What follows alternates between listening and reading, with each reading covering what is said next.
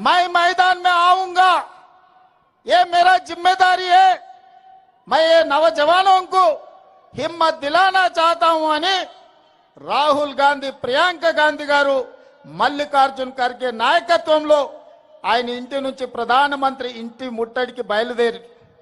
మిత్రులారా, ప్రజాస్వామ్యంలో నిరసన తెలపడం అనేది డాక్టర్ బాబాసాహెబ్ అంబేద్కర్ మనకిచ్చిన రాజ్యాంగ హక్కు.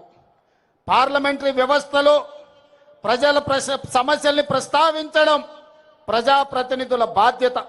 అందుకే 20 తారీఖు నుంచి ప్రారంభమైన లోక్సభ, రాజ్యసభల్లో ఈ ప్రశ్నపత్రాల లీకేజీ, కేంద్ర ప్రభుత్వ వైఫల్యం, ధర్మేంద్ర ప్రధాన్ బర్తరఫ్కు సంబంధించి పార్లమెంటులో చర్చకు తీసుకోవాలని లోక్సభ స్పీకర్ గారిని కాంగ్రెస్ పార్టీ ఇండియా కూటమి అడిగితే ప్రభుత్వం అనుమతిస్తలేదు. నరేంద్ర మోడీ ఒప్పుకుంటలేడు. నేను చర్చలు చేయను అని స్పీకర్ గారు చెప్పారు. ఇది నిజంగా ప్రజాస్వామ్యానికి దురదృష్టకరమైన పరిస్థితి. ఇది ప్రజాస్వామ్యానికి చీకటి రోజు. ఒక లోక్సభ స్పీకర్గా ఆ సభలో ఏ చర్చ జరగాలి, ఏ ఎజెండా ఉండాలి అనేది లోక్సభ స్పీకర్గా వారే నిర్ణయించాలి. వారు ప్రభుత్వం నుంచి ఒత్తిడికి లోనై నరేంద్ర మోడీ గారు భయపెట్టి లోక్సభ స్పీకర్ గారిని ఈ నీట్ పరీక్షలకు సంబంధించి కానీ, సిబిఎస్ఈ పరీక్షల కుంభకోణం గురించి కానీ ఈరోజు చర్చ జరగకుండా అడ్డుకున్నాడు. మిత్రులారా, ఈరోజు లోక్సభ స్పీకర్ మీద, ఢిల్లీ పోలీసుల మీద ఒత్తిడి తీసుకొచ్చి ఈరోజు నరేంద్ర మోడీ గారు పాశవికంగా కాంగ్రెస్ పార్టీ నాయకుడు రాహుల్ గాంధీ గారిని కొడితే రాహుల్ గాంధీ గారి ముక్కులో నుంచి రక్తం చిందింది. ఆ రక్తం ఈ నేలను తడిపింది.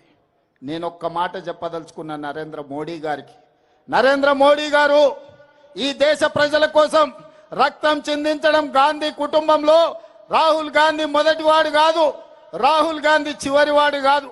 ఆనాడు మహాత్మా గాంధీ గారు ఈ దేశం కోసం 30 ఏళ్ళు తెల్ల దొరలతో కొట్లాడి ఈ దేశానికి స్వతంత్రం తీసుకొచ్చిండు. 30 ఏళ్లలో ఎన్నడూ కూడా తెల్ల దొరలు కూడా లాఠీ ఎత్తడానికి మహాత్మా గాంధీ గారి మీద భయపడ్డారు. అలాంటి మహాత్మా గాంధీ గారిని స్వతంత్రం వచ్చిన మొదటి సంవత్సరంలోనే మీ తుపాకీ తూటాలకు బలైపోయిండు. అది మీ ఆరంభం. గాడ్సే వారసులు మీరు. గాంధీజీని ఆనాడు పొట్టన పెట్టుకున్నారు.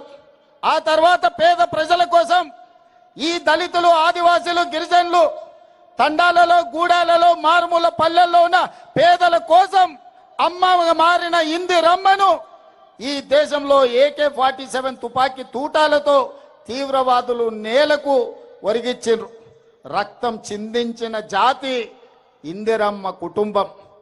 ఆనాడు ఇందిరాగాంధీ చేసిన త్యాగం, ఆ వారసత్వాన్ని పొనికి పుచ్చుకున్న రాజీవ్ గాంధీ ఈ దేశ సమగ్రత కోసం బాంబులు పెట్టి పేల్చేస్తే తునాతునకలైనా దేశాన్ని ఐక్యంగా ఉంచండు. ఆయన మొత్తం తునాతునకలైనా ఈ దేశానికి ఒక స్ఫూర్తినిచ్చిండు. చివరి రక్తపు బొట్టు వరకు రాజీవ్ గాంధీ గారు ఈ దేశం కోసమే బతికిండు, ఈ ప్రజల కోసమే ప్రాణాలు ఇచ్చిండు. మహాత్మా గాంధీ, ఇందిరాగాంధీ, రాజీవ్ గాంధీ ప్రాణాలు ఇస్తే శ్రీమతి సోనియా గాంధీ గారు ప్రధానమంత్రి, రాష్ట్రపతి పదవులను త్యాగం చేసిండ్రు. ప్రణబ్ ముఖర్జీని ప్రధానమంత్రిని చేసింది డాక్టర్ మన్మోహన్ సింగ్. ప్రణబ్ ముఖర్జీ గారిని రాష్ట్రపతిని చేసింది, డాక్టర్ మన్మోహన్ సింగ్ గారిని ప్రధానమంత్రిని చేసింది శ్రీమతి సోనియా గాంధీ గారు. ఏ పదవి తీసుకోలే. అలాంటి సోనియా గాంధీ గారి వారసుడు రాహుల్ గాంధీ గారు 2004లో ఎంపీగా ఎన్నికైన 10 సంవత్సరాల అధికారంలో ఉంటే మొదటి 5 ఏళ్ళు మంత్రి తీసుకోలే, రెండవ 5 ఏళ్ళు ప్రధానమంత్రి తీసుకోలే. ప్రతిపక్షంలో 10 ఏళ్ళు ఉంటే ప్రతిపక్ష నాయకుడిగా మల్లికార్జున్ ఖర్గే గారిని, లేకపోతే బెంగాల్కు సంబంధించిన నాయకునికి ప్రతిపక్ష హోదా ఇచ్చిండు. కానీ 20 సంవత్సరాల తర్వాత 2024లో దేశము, ప్రజాస్వామ్యము ప్రమాదంలో పడ్డది. రాజ్యాంగాన్ని మార్చాలని, రిజర్వేషన్లను రద్దు చేయాలని నరేంద్ర మోడీ కుట్ర చేస్తుంటే ఈనాడు ప్రతిపక్ష నాయకుడుగా రాహుల్ గాంధీ గారు బాధ్యత తీసుకున్నారు. మరి నేను అడుగుతున్న ప్రతిపక్ష నాయకుడిగా రాహుల్ గాంధీ గారు చేసిన నేరమేంది, ఘోరమేంది? మొట్టమొదట ఈరోజు ఒక నేపథ్యాన్ని చెప్పాలి.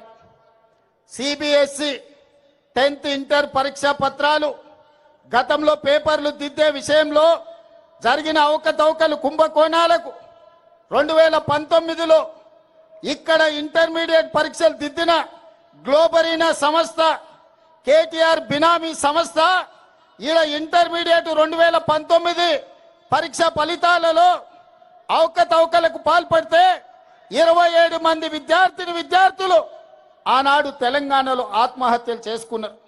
ఆ రోజు ప్రతిపక్ష నాయకుడిగా, పార్లమెంట్ సభ్యుడిగా ఆనాటి ప్రభుత్వం మీద కొట్లాడితే కోర్టులు ఆదేశాలు ఇచ్చినాయి, గ్లోబరీనా సంస్థ మీద క్రిమినల్ కేసులు పెట్టి చర్యలు తీసుకోమని. కానీ కేటీఆర్ అయిన బినామీ సంస్థ, ఆయన చీకటి మిత్రులైన గ్లోబరీనా సంస్థ యజమానుల మీద క్రిమినల్ కేసులు పెట్టలేదు, అరెస్టులు చేసి జైలుకు పంపలేదు. వాళ్ళ మీద ఎలాంటి చర్యలు తీసుకోకపోను వాళ్ళు బ్రహ్మాండంగా పనిచేస్తుండ్రని వాళ్ళకి ఎక్స్పీరియన్స్ సర్టిఫికెట్ ఇచ్చిండు. ఈ సర్టిఫికెట్ను తీసుకొని 2023 డిసెంబర్ 7 నాడు మన ప్రభుత్వం వచ్చిన తర్వాత ఇక తెలంగాణలో పప్పులు ఉడకవు, నూకలు చెల్లవని గ్లోబరీనా సంస్థ పేరు మార్చుకొని కోఎంటు పేరు మీద సిబిఎస్ఈ పరీక్షల ఫలితాలను డిజిటలైజ్ చేస్తామని, ఆ పరీక్షా ప్రశ్న పత్రాలను దిద్దుతామని ధర్మేంద్ర ప్రధాన్తోని కేంద్ర ప్రభుత్వంతో ఒప్పందం చేసుకున్నారు. ఆ టెండర్లో కేవలం వాళ్ళకు సరిపోయే విధంగా, గ్లోబరీనా సంస్థకు సరిపోయే విధంగా నియమ నిబంధనలు పెట్టి సిబిఎస్ఈ పరీక్షలను దిద్దే కాంట్రాక్టు తీసుకొని అందులో అవకతవకలకు పాల్పడితే